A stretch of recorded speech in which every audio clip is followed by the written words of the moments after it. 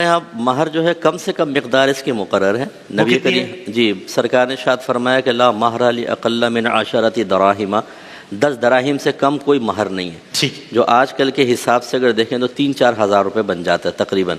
तो कम से कम ये तो होना चाहिए। अगर इससे कम मुकर्रर किया तो इसको यहाँ तक पहुँचाना होगा, और अगर बिल्कुल महर मुकर्रर नहीं किया तो फिर महर मिसल होता है।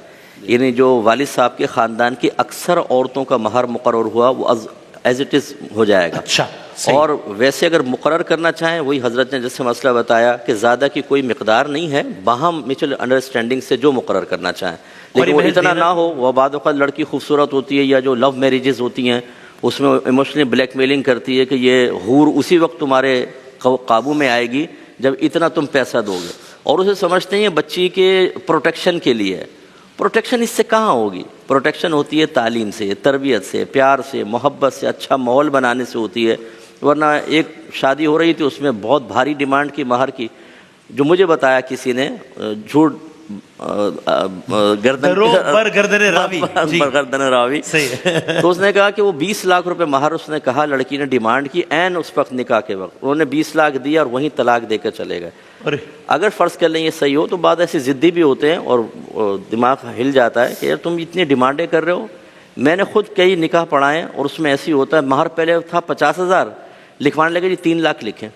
भाई ये आप एकदम अचानक आपकी डिमांड। अब लड़के वाले भी घबरा जाते हैं, वो कहते हैं यार अब हम कुछ करेंगे, सारे रिश्तेदार बैठे हुए, मसला होगा। अब आप खुद देखें, आपने बच्ची को किस मुसीबत में मुब्तला किया। 3 लाख से क्या होता है आजकल, लेकिन आपने कर दिया। वो लड़की जाएगी तो उसको ताने नहीं मिलेंगे, वो नहीं उसको डांटेंगे डपटेंगे कि तुम्हारे माँ बाप ने क्या किया है शादी के टाइम पर। लेकिन वो लालच ऐसी होती है, वो इस तरीके से मामलात कर लेते हैं। तो ज़्यादा की कोई मकदार मुकर्रर नहीं, बाहम रज़ामंदी से कर सकते हैं। और महर की अदायगी कब तक हो जानी चाहिए? ये असल में महर 2 तरह के होते हैं। एक मुअज्जल होता है आइन से, एक हमज़ा से होता है मुअज्जल। ठीक, मुअज्जल जो है उसको इंदत तलब भी कहते हैं। इसके हमारे यहाँ इसका उसूल बस ये है कि लड़की जब चाहे उसकी डिमांड कर सकती है, जब चाहे। हमारे माँ बाप ने क्या किया है शादी के टाइम पर, लेकिन वो लालच ऐसी होती है, वो इस तरीके से मामलात कर लेते हैं। तो ज़्यादा की कोई मकदार मुकर्रर नहीं, बाहम रज़ामंदी से कर सकते हैं। और महर की अदायगी कब तक हो जानी चाहिए? ये असल में महर 2 तरह के होते हैं। एक मुअज्जल होता है आइन से, एक हमज़ा से होता है मुअज्जल। ठीक, मुअज्जल जो है उसको इंदत तलब भी कहते हैं। इसके हमारे यहाँ इसका उसूल बस ये है कि लड़की जब चाहे उसकी डिमांड कर सकती है, जब चाहे। और हाँ, और शोहर अगर ना दे तो उसको करीब आने से रोक सकती है और सफ़र पे जाने से मना कर सकती है, मैं नहीं जा रही। अच्छा, ठीक। इसमें चाहे जिस्मानी ताल्लुक भी कायम हो जाए तब भी लड़की को ये हक़ हमेशा बाकी रहेगा जब तक महर मुअज्जल अदा ना हो।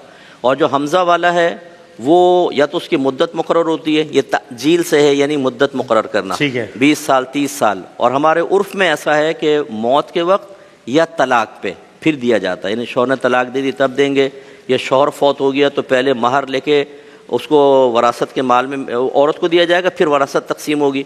और औरत मर गई तो पहले शौहर से महर उसके माल में शामिल करवाया जाएगा, फिर औरत की वरासत तकसीम की जाएगी। अच्छा।